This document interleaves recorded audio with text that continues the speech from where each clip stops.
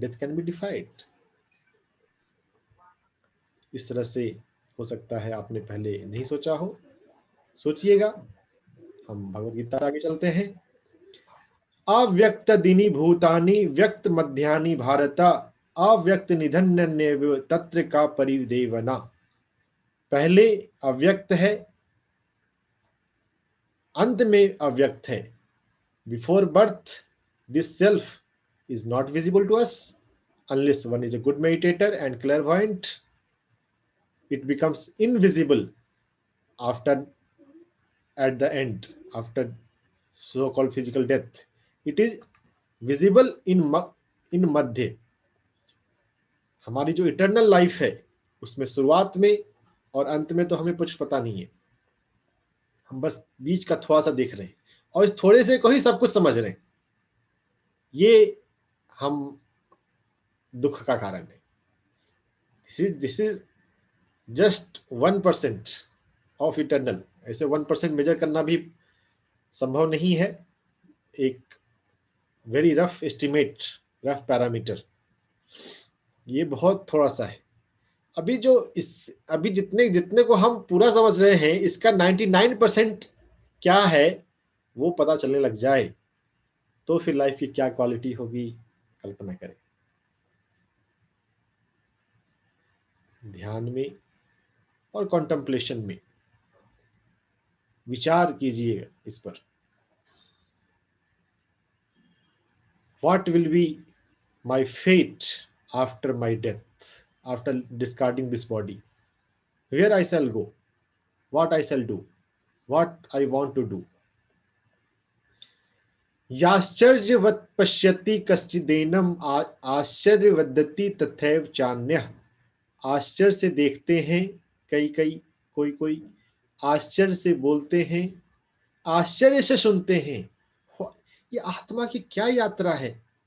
How it takes birth, कैसे ये जीवन चल रहा है, लेकिन इसके बारे में कोई नहीं जानता।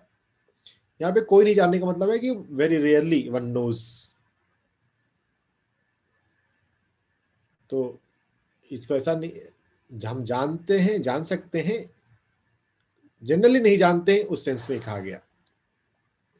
और आश्चर्य से देखने की बात एक ये भी है कि जब हमें आत्मा के सत्य का, आत्मा के जर्नी का पता चलने लगता है तो उसके बाद भी एक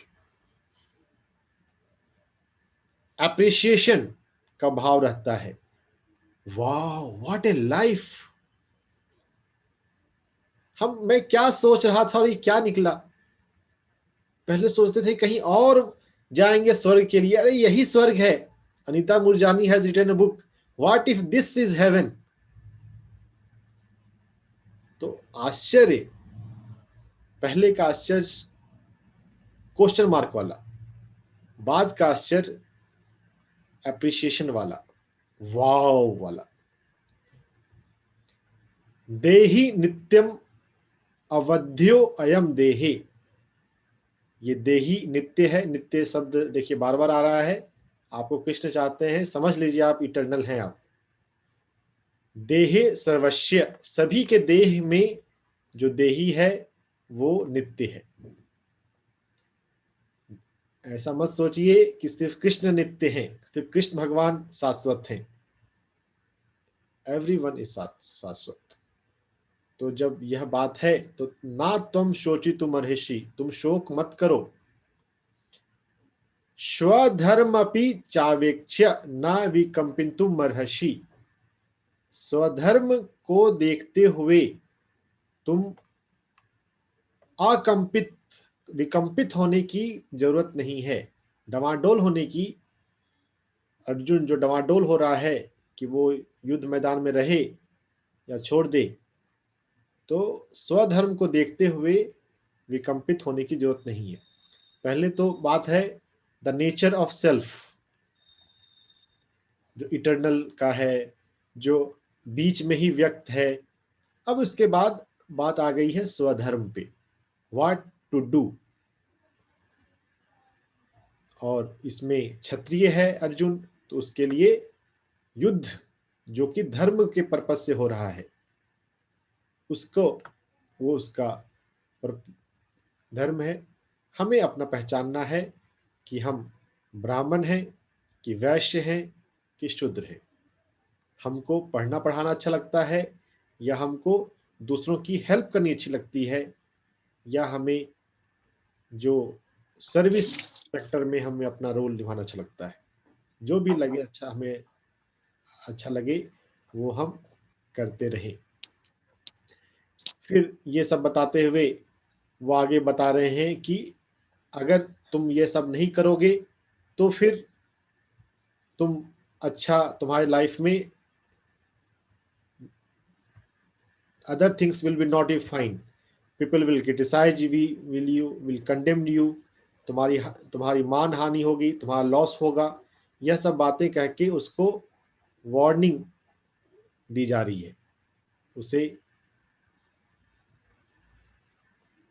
क्या तुम नहीं करो वो कहने को कहा जा रहा है। और 32 नंबर श्लोक पे हम आते हैं। 232।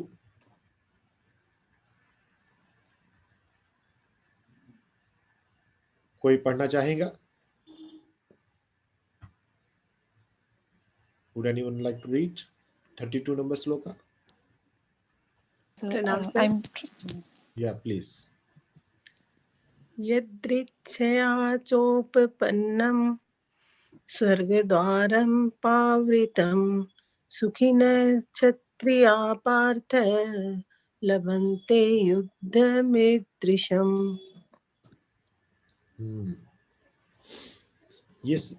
इसमें मैंने संधि विच्छेद वाला भी खोल के रखा है, तो आपको शायद दिख रहा होगा। दिख रहा है ना संधि विच्छेद वाला? जी सर। हाँ, तो लंबा सेंटेंस या नया वर्ड आपको समझ में नहीं आता है तो फिर आप उसको, उसके पार्ट को पढ़िए। यत् दीक्षा च उत्पन्न, जो स्वतः उत्पन्न होने वाला स्वर्ग का द्वार है, जो स्पॉन्टेनियसली तुम्हारे सामने अपीयर हो रहा है, उसको एंजॉय करो, उसमें इंटर करो। लाइफ में जो चीज हमारे पास स्पॉन्टेनियसली आती है, हमें वो एक्सेप्ट करना चाहिए। मेडिटेशन में भी हम कोई विजुलाइज ना करें, लेकिन जो विजन अपने आप आते हैं उसको देखते रहिए। जो स्वतः उत्पन्न हो रहे हैं।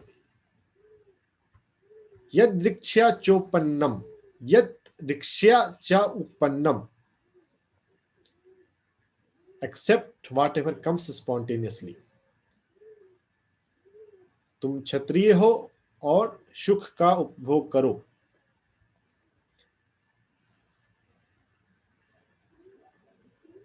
धर्म के लिए युद्ध करने की अपेक्षा क्षत्रिय के लिए दूसरा मंगलप्रद नहीं है। ये पहले के श्लोक में आया।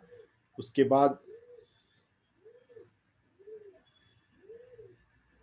क्षत्रिय गण ही स्वर्ग के खुले द्वार के समान ऐसे युद्ध के अवसरों को पढ़ने अनायास प्राप्त करते हैं। क्षत्रियों के लिए यह तो गोल्डन चांस है, this opportunity. So arjuna, go ahead, fight this war. फिर दूसरी पॉसिबिलिटीज को वो बताते हैं कि अगर तुम जीते तो लाइफ को एंजॉय करोगे, और अगर हार भी गए तो स्वर्ग को प्राप्त करोगे। दिस कम्स इन विच श्लोका? 37। हतो वा प्राप्यसि स्वर्गम जित्वा वा भोक्ष्यसे महीम।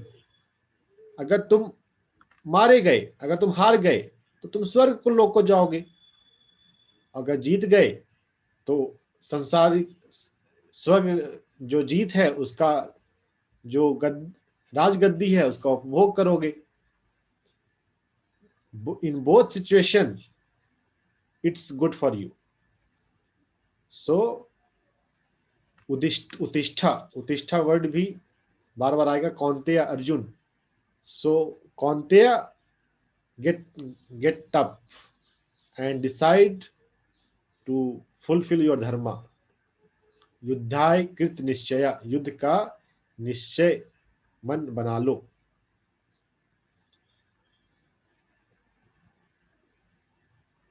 फिर उसको और दूसरे ढंग से समझा रहे हैं. सुख दुखे शमे कृत्वा लाभ अलाभो जया अजयो. सुख दुख को समान करके देखो. लाभ अलाभो, प्रॉफिट एंड लॉस. लाभा लाभो है, ये लाभ अलाभो. जया जयो, जय हो या अजय पराजय हो, दोनों को समभाव से देखो. इक्वेनिमिटी, हमें अपने जीवन में इक्वेनिमिटी साधनी चाहिए. चाहे कोई हमारा अपमान करे या कोई हमारे बारे में कुछ उल्टा सीधा बोल दे, दोनों ही अवस्था में हम सम रहें, एक समान रहें. यह सब सांख्य योग के अंदर आता है. 39 में ये बता रहे हैं वो. इससे आगे का हम आगे देखेंगे. The main shloka for today is सुख दुखे शमे कृत्वा लाभ अलाभो जया अजयो. क्षमता, equanimity, that is the lesson, that is the learning lesson for all of us. तो आपको सम्मान दे, कोई आपको सम्मान ना दे, दोनों ही कंडीशन में आप न्यूट्रल इक्वानिमस रहने सीख लें. Throughout the day, when different situation arises, you get to make conversation with different people. Stay neutral. आज पहले करें, पहले एक दिन के लिए करें, फिर उसको हर दिन के लिए करें. सर रेणु जी क्वेश्चन पूछना चाहते हैं. पहले का हैंड रेज हुआ हुआ है.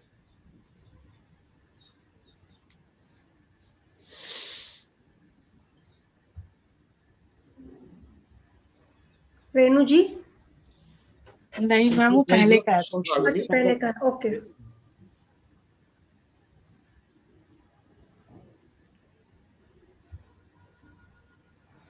Close your eyes for 1 minute and decide that I shall stay in equanimity throughout the day.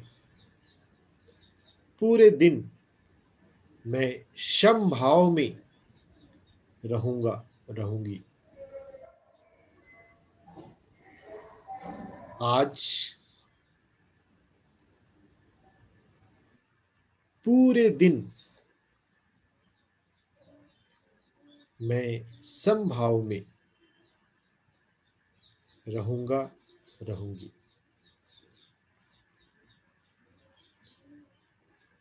I shall stay in equanimity throughout the day.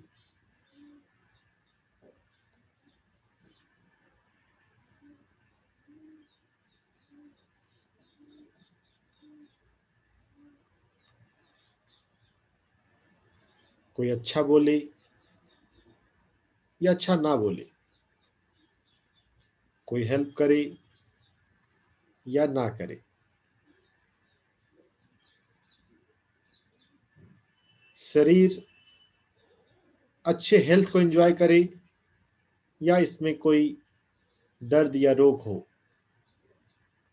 हर परिस्थिति में इक्वल मुझे जीना है.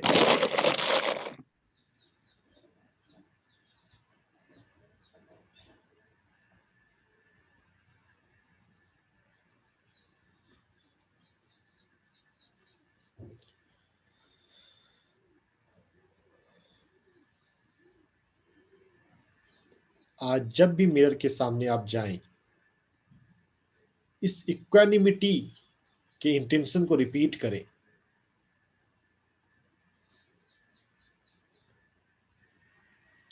मुझे समभाव में रहना है, क्षमता।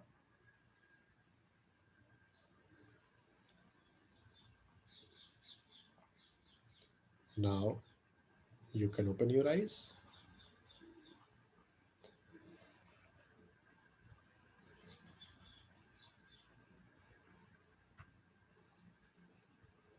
Now the house is open for any question or discussion or sharing.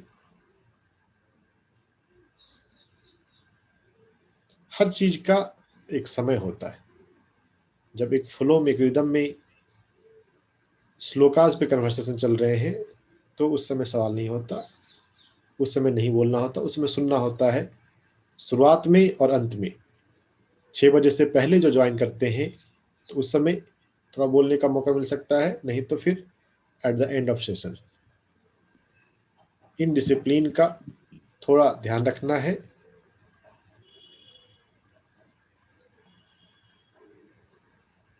किन्हीं को कुछ पूछना हो, बोलना हो, शेयर करना हो, वो कर सकते हैं। हाँ सर, रंजन सर नमस्ते। नमस्ते सर मैं गौरी बोल रही हूँ नागपुर से। जी। गौरी सर जैसे अभी एक श्लोक बोला कि आज के दिन हम समभाव में रहेंगे, पर सर किसी किसी व्यवहार के प्रति अपने को एग्रेसिवनेस जरूरी रहता है, तो वहाँ समभाव कैसे पाला जाएगा सर? एग्रेसिवनेस कभी कभी जरूरी होता है सर, तो समभाव में रहना कैसा संभव है, प्लीज एक्सप्लेन करिए।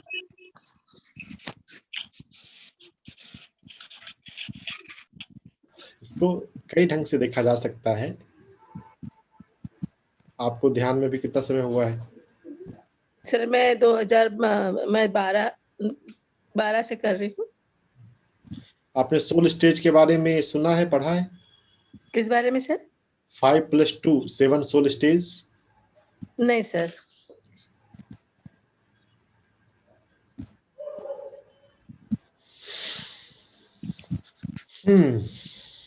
सामने वाले व्यक्ति में आप कौन से भगवान को मानते हैं? किसी भगवान को मानते हैं? हाँ सर, श्री कृष्ण है मेरे, हम लोग यादव लोग हैं तो श्री कृष्ण जी। सभी में भगवान है। हाँ ये भी मानते हैं सामने सर। वाले व्यक्ति में भगवान को मानिए, भगवान को देखिए और समझिए कि अभी भगवान आपकी परीक्षा ले रहा है, आपके भीतर धैर्य बढ़ाना चाह रहा है और धैर्य रखिए। नहीं, जैसे एक श्लोक आया है ना सर पहले कि अर्जुन तू सिर्फ अपना कर्म कर, चाहे तू अपना युद्ध करेगा या फिर अपना कर्म करेगा, या तो तुझे मृत्यु को प्राप्त होगा या फिर तुझे विजय प्राप्त होगी। तो सभी कभी जीवन में भी ऐसे क्षण आते हैं ना सर कि अपनी साइड सही होती है, दूसरे की रॉन्ग होती है, तो अपने को एग्रेसिवनेस लेना जरूरी होता है। तो उनमें भगवान दिखेंगे तो सिर्फ तो हम तो उनके प्रति कुछ कर ही नहीं पाएंगे, हम समभाव में रहेंगे, छोड़ देंगे, लेट गो करेंगे। और लेट गो करने को ही तो श्री कृष्ण जी ने डिनाई किया है ना सर, कि तुम उस परिस्थिति से युद्ध करो, मतलब उस परिस्थिति को बदलने की शक्ति तुम में है, बदलो। पर बिना मतलब विरोध किए, बिना एग्रेसिवनेस लाए तो वो तो ना कुछ संभव ही नहीं, ना जीत संभव है ना हार संभव है। सर मैं कंफ्यूज हूँ, प्लीज थोड़ा क्लियर हो जाए तो ठीक है। every spoken word is as per the context. किस व्यक्ति के लिए किस परिस्थिति में क्या कहा जा रहा है, हम हर सेंटेंस को अगर यूनिवर्सल बना लेंगे तो दिक्कत हो जाएगी। हाँ सर बराबर है। यूएस में जाएंगे, ड्राइविंग राइट साइड में होती है, इंडिया में ड्राइविंग लेफ्ट साइड में होती है। हर जगह एक ही बात नहीं है। परिस्थिति अनुसार बदलाव है। अभी हमने पूरी गीता पढ़ी नहीं है, इसी में आगे आएगा निस्त्रय गुण्यो भव अर्जुना, निर्गुण बनने के लिए कह रहे हैं। जब निर्गुण जब हम हैं तो सहजता में क्या फर्क पड़ता है अगर कोई हमें कह देता है तो।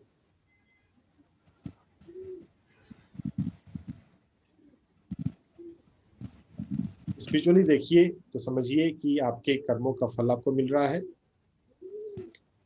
आपको आपके पास्ट में आपके जो कुछ एक्सपीरियंसेस, कुछ एक्शन ऐसे रहे होंगे, उसका परिणाम मिल रहा है।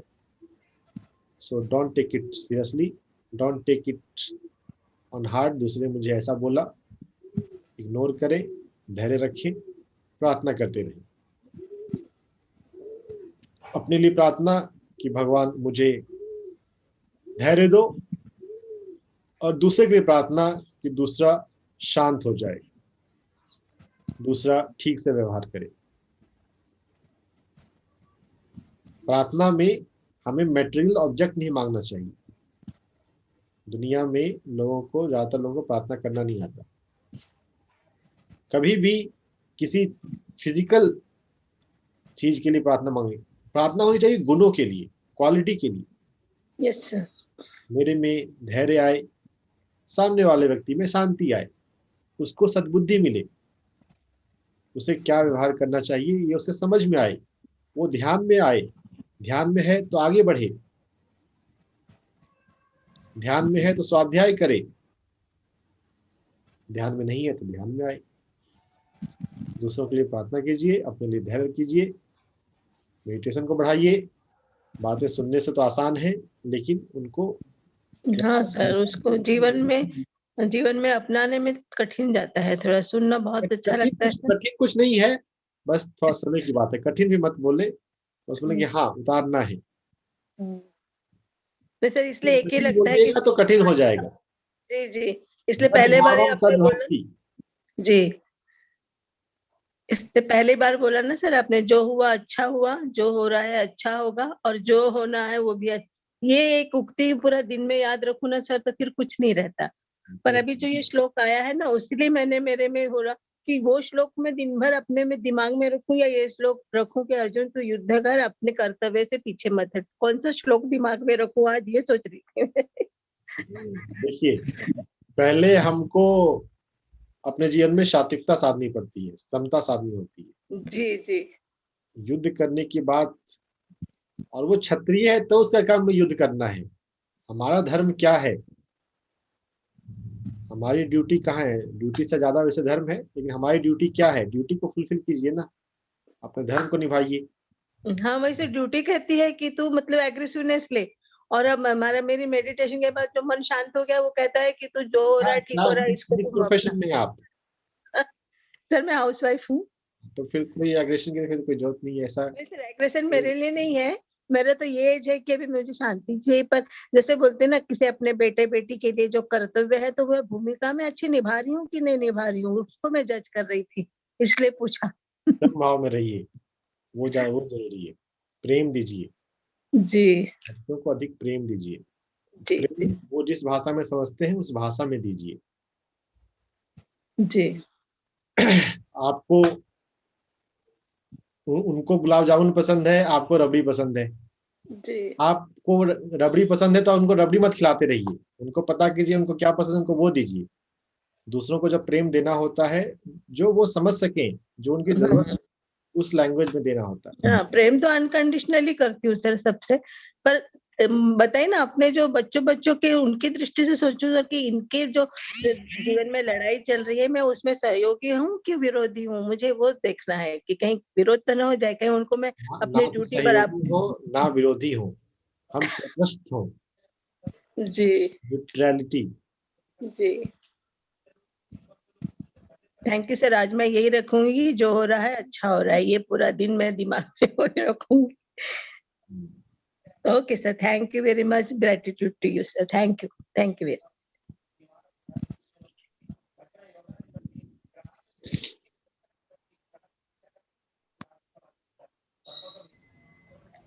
और किसी को कुछ पूछना है?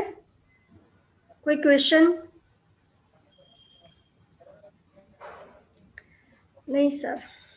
सर बस एक छोटी सी यही चीज है कि मतलब श्लोक को हम इसलिए समझ पा रहे हो कि अर्जुन जैसी स्टेट में खुद को मैं समझ पा रही हूँ कि पता है बट हम अप्लाई नहीं कर पा रहे हैं। बस यही कहना था कि इसलिए हम कनेक्ट फील कर पाते हैं गीता से। आई होप कि यही- धीरे धीरे ध्यान बढ़ेगा तो वो चीज मतलब अंदर उतर पाए कि हमारी भी सच्चाई बन पाए वो। कॉन्शियस माइंड में है, अभी वो डीप अवेयरनेस में नहीं है, प्रॉपर अवेयरनेस में नहीं है। तो रिपीटेशन से वो चीज गहरी हो जाती है, पक्की हो जाती है। तो बार बार अपने आप को याद दिलाते रहना, और हाँ जी, और ध्यान का अभ्यास होना है अच्छा, तब फिर हमारे भीतर ही आएगा। शब्दों के अध्ययन के साथ हमें आंख बंद करके उस अवस्था में जाना है, प्रैक्टिकल में। Okay sir. सर आपने एक श्लोक बताया था 2-3 दिन पहले, योगा चित्त विरोधी। सर ये कौन से नंबर वाला है? योगः चित्त चित्त वृत्ति विरोधी निरोधः, ये वृत्ति। पतंजलि योग सूत्र का दूसरा सूत्र है। अथ योग अनुशासनम, now discipline of yoga begins, that is the first sutra. Ath Gita, now Gita begins। अगर गीता के लिए करना हो तो, ऐसे गीता के लिए है नहीं, हम किसी भी चीज के लिए कर रहे हैं, कर सकते हैं। अथ YouTube begin, now YouTube starts. अथ समता भाव, now I shall live in equanimity. This is affirmation for today. हमें सम भाव में जीना है।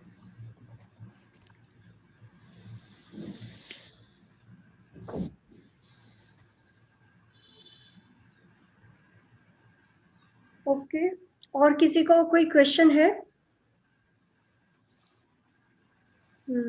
सर मेडिटेशन बहुत ही अच्छा रहा आज का, एकदम डीप, बाहर आने का मन नहीं हो रहा था आज भी। और हम ट्राई करेंगे पूरे दिन में संभाव में रहने के लिए। Thank you so much sir, thank you so much all master.